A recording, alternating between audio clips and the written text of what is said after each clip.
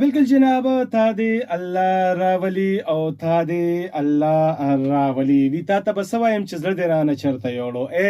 تا ته به څه وایم چې زړه دې رانه چېرته یوړو؟ په دې وطن کې چا د چا سره حساب کړی دی؟ نو قربان دغه د اخر سره انعام جي وارې بیا راغلی دی. غږ دی د دلبر ریډیو FM 93 400 په پروګرام آهنګ کې تاسو سره ملګری ما. بالکل جناب، تاسو کالم راغلی دی او تاسو میسج چې دی نو هغه هم په پروګرام کې راغلی دی. ډېر ملګری اکثر معنا فرمایش کوي په پروګرام کې چې انعام جي داسې کار کوي چې لطیفه هم په پروګرام کې کوو. نو ټیک د قربان زه د موقع مناسبت سره لطیفه هم په پروګرام کې شاملوم، شعر هم شاملوم، او هر یو کار چې د موقع مناسبت سره وشي کنه نو ډیر زیات بهتر وي. هغه د وختي چې زه راتلم کنه نو نری باران په دې ګرمۍ کې چې باران وشي نو ډیر زیات بهتر وي او ښه وي. نو د بعضې نیمه علاقو کې به باران شوي وي، زیات به شوي وي، کم لږ شوي وي، خو قربان دا ده چې موسم ورسره ښه شوی دی. نو الله د پیسو باران هم وکړي، الله سم ډېر د خوشحالو باران چې دی هغه وکړي، او الله د ګرمۍ لپاره د اوبو باران چې دی نو دا هم وکړي د ضرورت مناسبت سره. ما باندې چې ګران دی هغه ګران راته یاد شوي دی، ما باندې چې ګران دی هغه ګران راته یاد شوي دی، او خدایه نن یې راولي جانان راته یاد شوي دی.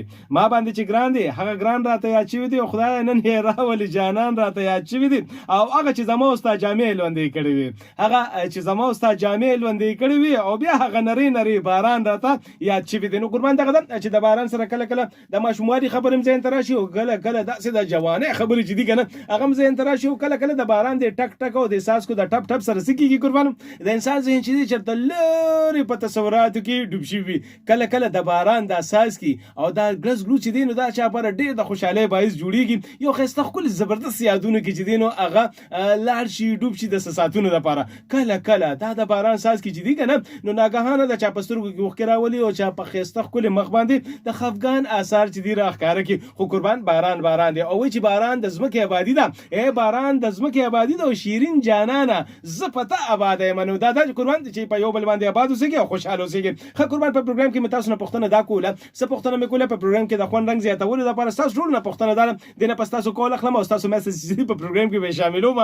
تاسو نه مې پوښتنه دا ده که نه خلک دي ځي د باران موسم کې ځي چکر لپاره، او په ګرمۍ کې ځي چکر لپاره. داسې موقع چې ورته میلو شي نو چکر دپاره ځي، خو داسې کم ځای دی. اوس به جواب راکوي، داسې کم ځای دی چې هلته که هلکان دي که جینکۍ دي د واده نه مخکې نشي تللی، داسې کم یو ځای دی. نو د دې جواب به تاسو راکوي. بالکل په پروګرام کې چې کوم کالینګ نمبر دی 091 65 15 093 په دې باندې به راځئ، کال به کوئ او خپلې خبرې به راسره شریکوئ، او د میسج په لاره باندې هم خپل جوابونه چې دي نو هغه راکولی شئ. کوم وروڼه خویندې چې په پروګرام کې کال کوي نو زه به هغې ته دا وایم چې یو خبره ته دا نه وایه ښه انعام جي نور څنګه یې ښه انعام جي ښې قربان. بس دغه خبره یو کس مانه تپوس وکړه څنګه یې، هغې ته مه ووایي زه ټیک یم. دا ستاسو ټولو لپاره جواب دی. تاسو راشئ د پروګرام کې موضوع وي هغې حوالې سره به خبرې وکړئ، او انټرسټینګ خبرې به راسره کوئ، ښایسته ښکلې د خوند رنګ خبرې به کوئ. که نه یوازې زه خو نه یم چې بس زه به لګیا یم، تاسو به راسئ ښایسته خبرې به راسره کوئ. نو الله هم ژوندي لره او خوشحاله اوسئ. رښتیا د صابر خان دغه چې دی که نه یوټیوب چینل هم ریډیو دلبر RJ ګروپ په نوم باندې دی یوټیوب چینل دی.